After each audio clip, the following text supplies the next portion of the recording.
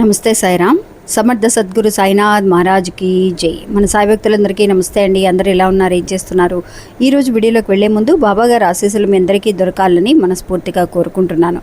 ఇంకా ఈరోజు బాబా ఏమంటున్నారు అనంటే, బిడ్డ నిన్ను వదిలించుకోవాలి అని అనుకున్న వాళ్ళు ఇప్పుడు నీ వెనుక తిరిగే అవకాశం అనేది వచ్చింది తల్లి. అంటే నిన్ను అర్థం చేసుకొని ఒక టైంలో ఒక సమయంలో నిన్ను ఎగతాళి చేస్తూ వీళ్ళని ఎప్పుడు వదిలించుకుందామా అని చెప్పి ఎవరైతే అనుకున్నారో వాళ్ళందరికీ కూడా మంచి రోజులు వచ్చాయి. మిమ్మల్ని అర్థం చేసుకొని ఇప్పుడు వాళ్ళే మీ వెనుక తిరిగే అవకాశం అనేది బాబా కల్పించబోతున్నారు. అందుకు నేను చెప్పిన ఈ 2 పద్ధతులను నువ్వు ఫాలో అవుతూ అంటే అనుసరిస్తున్నావు. నేను చెప్పే ఈ 2 విషయాలు నువ్వు అనుసరిస్తూ ఉండడం వల్ల నీకు ఈ 2 మంచి విషయాలు అనేది జరుగుతున్నాయి అని చెప్పి బాబా తెలియజేస్తున్నారండి. అంటే బాబా ఏం చెప్పబోతున్నారు అనేది తెలుసుకుందాము. ఇంకా వీడియోని పూర్తిగా చూడండి. వీడియోలోకి వెళ్ళడానికి ముందుగా మన ఛానల్ని కొత్తగా చూసేవాళ్ళైతే కనుక ప్లీజ్ సబ్స్క్రైబ్ చేసుకోండి.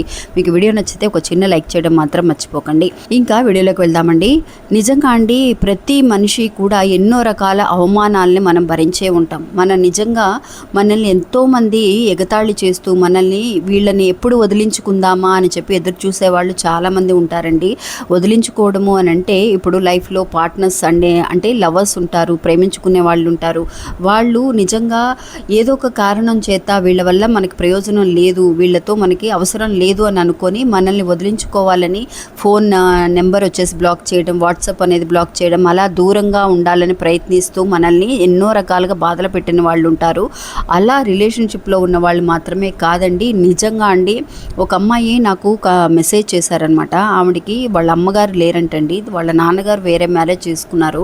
అక్క నన్ను సరిగ్గా చూసుకోవట్లేదక్క, నేను హ్యాండిక్యాప్ని, నేను నా వల్ల అస్సలు ఎవరికి ప్రయోజనం లేదక్క, కానీ నాకు పెయింటింగ్ వేసే అలవాటు అనేది ఉంది. నేను కూర్చున్న చోట అంటే వీల్ చైర్లోనే తను కూర్చుంటుందంటండి. అలా వీల్ చైర్లోనే కూర్చుంటూ పెయింటింగ్స్ వేస్తూ తను కొంత కొరియర్ పంపించుకొని కొంత మనీ అనేది నేను ఎలా అయినా కనుక సంపాదించుకోగలుగుతున్నాను. అని వాళ్ళు నన్ను వదిలించుకుందామా, తన్ని వచ్చేసి ఏదైనా అనాథాశ్రమానికి పంపించేద్దామా అని ఆలోచిస్తున్నారు. నాకు చాలా బాధగా ఉందక్క, నేను లేచి నడవలేనా, నేను ఏం చేయాలి అని చెప్పి బాధపడుతున్నాను అని చెప్పి నాకు మెసేజ్ పెట్టారండి, మెయిల్ పంపించారు. చాలా బాధ అనిపించింది నాకైతే. నిజంగా అండి అలాంటి వాళ్ళందరికీ కూడా అండి ఎవరైతే కనుక మనల్ని వదిలించుకోవాలని మనకి తెలుస్తుందని కదా, వాళ్ళు ఏమనుకుంటున్నారో మన గురించి అని, అలాంటి సిచ్యువేషన్ నుంచి బయటపడే రోజులు వాళ్ళే మనల్ని వెతుక్కుంటూ మన వెనకాల వచ్చే ఒక చిన్న సిచ్యువేషన్ అనేది మీకు తెలియజేస్తానండి ఈరోజు.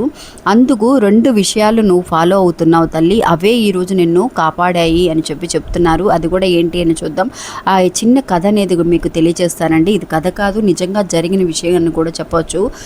ఒక ఆవిడ ఇంట్లో అండి 2 పిల్లలు ఉండేవాళ్ళు. ఒక అమ్మాయి అండి నిజంగా ఒక అమ్మాయి ఏమో ఫస్ట్ వైఫ్కి పుట్టిన ఒక పాప అనమాట. తర్వాత ఆయన మ్యారేజ్ చేసుకున్నారు. వాళ్ళకి అబ్బాయి. ఆ అమ్మాయిని సరిగ్గా చూసుకునేది కాదు. ఎంతైనా మనకి సొంత కొడుకు మీద ఉన్న పిల్లల మీద ఉన్నంత ప్రేమ వాళ్ళ మీద ఉండదు కదా. అలాగే ఆ కొడుకును కూడా సరిగ్గా అంటే ఫస్ట్ ఉన్నది అమ్మాయి అనమాట. అమ్మాయిని సరిగ్గా పట్టించుకునేది కాదు.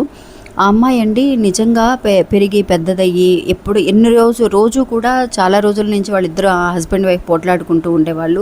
ఇద్దరితో నేను చాకరీ చేయలేకపోతున్నాను, ఆ అమ్మాయిని తీసుకువెళ్ళి ఎక్కడన్నా వదిలేసిరండి అని చెప్పేయడం కానీ, ఏదైనా అనాథాశ్రమంలో పడేయండి అనడం కానీ, సరిగ్గా భోజనం అనేది అన్నం అనేది సరిగ్గా పెట్టకపోవడం కానీ, తన్ని తిట్టడం కానీ చేస్తూ ఉండేదండి. ఇది నిజంగా మనకి మా తెలిసిన వాళ్ళ మూలంగా నేను నా కళ్ళారా చూసిన ఒక విషయం అండి ఇది. అలాగ బాధలు పెడుతూ ఉన్న సమయంలో ఆ అమ్మాయి అండి చాలా ఓర్పుతో, తనకి బాబా అంటే చాలా ఇష్టం, తనకి బాబాని మాత్రమే తను నమ్ముకునేదండి. అలాగా అనాథాశ్రమానికి పంపించారు. నాకు కన్నతల్లి ఉంటే నన్ను ఇలా అనేదా, నేను ఎంత కష్టపడ్డా కూడా నాకు తోడుగా ఉండి నాకు నిలబడి ఉండేది కదా, ఈరోజు ఏంటి బాబా నాకు ఈ పరిస్థితి అని చెప్పేసి తను బాధపడుతూ ఉన్న సమయంలో ఎప్పుడు కూడా అండి రోజు కూడా బాబాను తలుచుకొని రోజు అంటూ ఉండేది కాదు. అలాంటిది ఈరోజు అండి ఆ అమ్మాయి అండి చాలా బాగా చదువుకుంటుంది, చదువుకునే ఇంట్రెస్ట్ చాలా ఉంది తనకి. ఇంట్లో ఎన్ని గొడవలు పడ్డా ఏం చేసినా సరే ఎవరిని పట్టించుకోకుండా తను చదువు అని కాన్సన్ట్రేషన్. ఎందువల్లనంటే తన పరిస్థితి మారాలి, నా పరిస్థితి కూడా మారాలి. ఎవరైతే నన్ను వదిలించుకోవాలి అని అనుకున్నారో, ఎవరైతే నన్ను భారంగా అనుకుంటున్నారో వాళ్ళందరికీ కూడా నేనంటే ఏంటో రుజువు చేయాలి అని చెప్పి పట్టుదలతో బాగా చదివిందండి. ఈరోజు ఒక IAS ఆఫీసర్ అయింది తను.